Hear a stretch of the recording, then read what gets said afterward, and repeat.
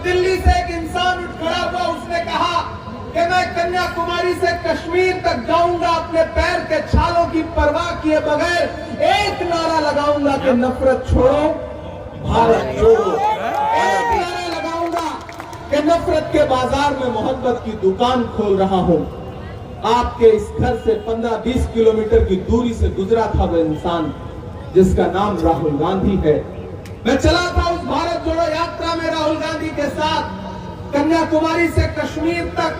जब मैं उनके साथ चलता था तो मुझसे मीडिया के साथी कहते थे, इमरान साहब आप सियासतदान बाद में हैं, शायर पहले हैं, आप राहुल गांधी के साथ चल रहे हैं, आप क्या कहेंगे? तो मैं शेर सुनाता था कि जो हर जालिम से टकराएगी वो आंधी बनाऊंगा, जो हर जालिम से टकराएगी वो आंधी बनाऊंगा, नए अंग्रेज आए हैं नया गांधी बनाऊंगा।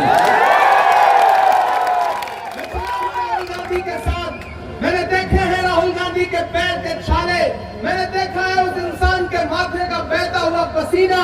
तो आज राणा माजरा में खड़ा होकर के मैं सवाल खा वालों आपसे राहुल गांधी की मजदूरी मांगने आया हूं, और वो मजदूरी है कम से कम 1 लाख वोट से धर्म सिंह छोकर को जिता करके हरियाणा की असेंबली में पहुंचा दीजिए। ये है राहुल गांधी की मजबूरी। और मुझे पूरा यकीन है कि आप मेरे आने को मायूस नहीं करेंगे, आप मुझे निराश नहीं करेंगे। पिछले 10 साल में हरियाणा के साथ जो किया है भारतीय जनता पार्टी ने, जिस तरह बर्बाद किया है, आज कांग्रेस पार्टी जो घोषणा पत्र लेके आई है, जो गारंटी लेके आई है, हरियाणा के युवा, हरियाणा की महिलाएं, हरियाणा के किसान, हरियाणा के बेरोजगार बड़ी उम्मीदों के साथ कांग्रेस पार्टी की तरफ देख रहे हैं। क्या भूल गए आप उन दिनों को जब सिंघू बॉर्डर पे बैठे हुए हमारे किसानों के सर भारतीय जनता पार्टी की सरकार की पुलिस की लाठियों से लहूलुहान थे? कीमत तो बहुत बढ़ गई शहरों में धान की, लेकिन विदा न हो सकी बेटी किसान की। मौका मिला तो लोगों ने कुर्सी के वास्ते तस्वीर ही बिगाड़ दी हिंदुस्तान की। ये इलेक्शन उन किसानों के लिए वोट देने का इलेक्शन है। याद करिए वो दिन जब हमारी एक बहन को जंतर मंतर पर भारतीय जनता पार्टी शासित पुलिस किस तरह से घसीट रही थी। याद है वो दिन जब हरियाणा की बेटियों को एक तरफ प्रधानमंत्री जी नारा लगाते हैं बेटी बचाओ बेटी पढ़ाओ, लेकिन हमारी वो बहनें, हमारी वो पहलवान बेटियां जो भारत के लिए ओलंपिक लेकर के आई थी, उनको किस तरह से जंतर मंतर पे घसीटा गया था। याद है? ये इलेक्शन उन बहन बेटियों के स्वाभिमान और सम्मान के लिए वोट देने का इलेक्शन है। मेरे भाई 5 तारीख को अपने घरों से बाहर निकलिए, अपना एक वोट लेकर के पोलिंग बूथ पर जाइए और हाथ के पंजे के सामने वाला बटन दबाइए। हाथ के पंजे के सामने बटन दबाकर 5 एक वोट इमरान प्रतापगढ़ी पे आपका एहसान है। मेरे इन कांधों पर अपना एहसान ला दिए। मैं कोशिश करूंगा कि सारी जिंदगी उस एहसान का कर्ज उतारूं। अभी हजरत कह रहे थे कि इमरान को हम बहुत दिन से मुशायरे में बुलाना चाहते थे, लेकिन बात नहीं हो सकी। अगर मुझे पहले पता चला होता कि इतनी मोहब्बत करने वाले लोग राणा माजरा और उसके आसपास रहते हैं, तो मैं किसी दिन ऐसे ही दूध पीने, चाय पीने आ गया होता। आज सियासी जलसे में आया हूं, लेकिन एक वादा करता हूं कि आप सबसे बड़ी जीत राणा माजरा और इसके इतराफ के बूथों से दीजिए भाई धर्म सिंह छोकर साहब को। 8 तारीख के बाद यही मैदान होगा, एक शाम होगी, आऊंगा, पूरी रात जितनी शायरी आप चाहेंगे उतनी शायरी आपको सुनाऊंगा। इसलिए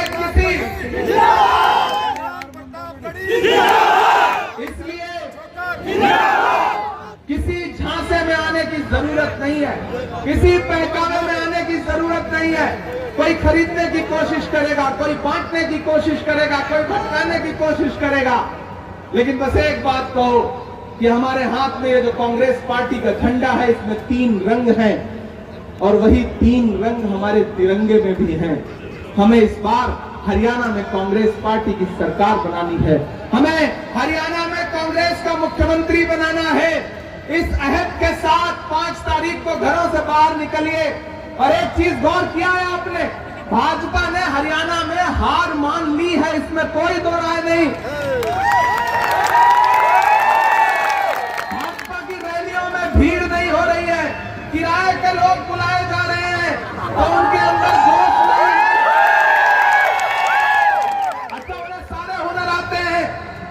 किसको बुर्का पहना दे, कब किसको घूंघट करवा दे, कौन कहां से आया है, ये सब जानते हैं। ये समालखा के लोग हैं, ये उड़ती चिड़िया के पर पहचानने वाले लोग हैं।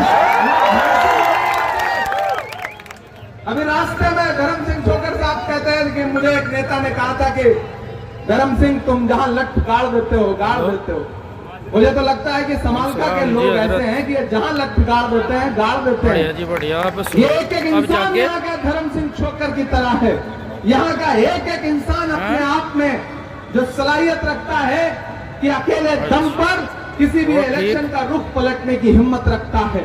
यहाँ प्राइम मिनिस्टर साहब आ रहे हैं, तकरीरें कर रहे हैं, भाषण कर रहे हैं, भाजपा के लोग आ रहे हैं, भाषण कर रहे हैं, कह रहे हैं कांग्रेस वाले 70 साल का हिसाब दें, तब हम 10 साल का हिसाब देंगे। हम तो भाजपा के लोगों से कहना चाहते हैं, मेरे जो भारतीय जनता पार्टी अपना चलाया हुआ 2000 का नोट 7 साल नहीं चला सकी, वो हमसे 70 साल का हिसाब मांगती है। ठीक है। वो तो एक दिन प्राइम मिनिस्टर साहब पार्लियामेंट में खड़े होकर भाषण दे रहे थे, बोले बताओ कांग्रेस वालों 70 साल में क्या बनाया। मैं थोड़ा नौजवान हूँ तो जोश आ गया मुझे, मैं इधर से खड़ा हुआ, मैंने सोचा गिनाना शुरू करूं, तब तक टीचर दीपेंद्र भाई बैठे थे, बोले इमरान मत बताना, जो बताओगे ये उसको भी बेच देंगे, इनका काम इनसे बचाओ। क्योंकि इन्होंने नारा दिया था कि बहुत हुई महंगाई की मार अब की बार मोदी सरकार। उसकी हालत क्या हुई, जो पेट्रोल डीजल 58 रुपए का था वो 100 रुपए के पास पहुंच गया, जो गैस सिलेंडर 400 का था वो 1000 के पार पहुंच गया। अरे ये भाजपा की सरकारें फिल्में टैक्स फ्री करती हैं और कफन पर जीएसटी लगाती हैं। ऐसी सरकारों को उखाड़ फेंको जो न नौजवानों की है, न किसानों की है, न महिलाओं की है, न बुजुर्गों की है, किसी की नहीं है ये। ऐसी सरकारों को उखाड़ फेंको। कमल मुरझा रहा है, हाथ का पंजा छा रहा है और धर्म सिंह छोकर तीसरी बार फिर से आ रहा है। विधायक नहीं, और इस बार तो ये बात क्लियर है, हिंदुस्तान के किसी भी न्यूज चैनल का सर्वे उठाओ, मीडिया नहीं बल्कि गोदी मीडिया का भी सर्वे उठाओ, तो वो भी कह रहे हैं कि हरियाणा में कांग्रेस की सरकार बन रही है। भले ही हकलाते हुए बोले, भले ही गले में अटक जाए ये बात, भले ही ये कहते हुए चेहरे का रंग उड़ जा रहा है, लेकिन बोलना पड़ रहा है, क्योंकि सच्चाई कितना निकलोगे बोलना तो पड़ेगा। हरियाणा में कांग्रेस पार्टी की सरकार बन रही है और ऐसे में आपको पता है कि आपका महबूब विधायक पार्टी में भी और पूरे लीडरशिप में कितनी मजबूत ताकत रखता है। तो जब 5 तारीख को बटन दबाने जाओगे तो एक चीज याद रखना कि आप सिर्फ विधायक नहीं चुनने जा रहे हो, आप हरियाणा की सरकार चुनने जा रहे हो। हरियाणा के बहुत मजबूत पोर्टफोलियो का मंत्री चुनने जा रहे हो और मंत्री में कब उप लग जाए कब मुख्य लग जाए कोई भरोसा नहीं होता। ये तो नसीबों के खेल है, ये तो हो जाता है। इसलिए आपसे गुजारिश है कि घरों से बाहर निकलिए। याद है उनका नारा 2013 में, भाइयों बहनों, समझदार लोग हैं, बड़े सियासी लोग हैं। अभी आप बता रहे थे ना वो पैसे देते हैं यहाँ पर और फिर हमने वापस कर दिया। वो एक राणा माजरा का समालखा का एक लड़का ट्रेन में सफर कर रहा था, उसके बगल में एक दिल्ली वाला और एक लखनऊ वाला बैठा था, तो आपस में बात छिड़ी, बोले जिंदगी को तो हम जीते हैं। तो लखनऊ वाला बोला भाई हम तो नवाबों के शहर से हैं, जिंदगी को हम देते हैं, हम जीते हैं। उसने 500 की नोट निकाली, उसको मोड़ के सिगरेट बनाया और जला के पीने लगा। बोला देखो हम 1 सेकंड में 500 की सिगरेट पी जाते हैं। दिल्ली वाले हैं भाई, बादशाहों का इलाका रहा है और आजकल तो वहां महोदय भी रहते हैं। उसने 2000 की नोट निकाली और उसको मोड़ के सिगरेट बनाया और जला के पीने लगा। बोला देखो हम दिल्ली वाले जिंदगी जीते हैं, 2000 की सिगरेट लम्हा भर में पीते हैं। अब दोनों पलट के समालखा वाले की तरफ देखने लगे कि बेटा 2000 से बड़ी तो नोट भी नहीं होती, अब क्या करेगा। लेकिन समालखा के लोग हैं भाई, धर्म सिंह छोकर साहब टाइप के लोग हैं। उसने 1 मिनट सोचा, उसके बाद अपना ब्रीफकेस खोला चेकबुक निकाला, उस पे भरा 5 लाख और उसके बाद जरा के सिगरेट पीने लगा। बोला देखो हम एक लम्हे में 5 लाख की सिगरेट पी जाते हैं। ये है सवाल का, ये है पानीपत। बहुत समझदार लोग हैं हम, इसलिए मेरा मन कर रहा है ना, वो जब नारा लगाते थे कि मुझे देश के खजाने की चाबी सौंप दो, मैं चौकीदारी करूंगा, मैं देश नहीं लूटने दूंगा। मेरा तो मन करता है कि अब उनसे सवाल पूछूं कि कहां सोया है चौकीदार।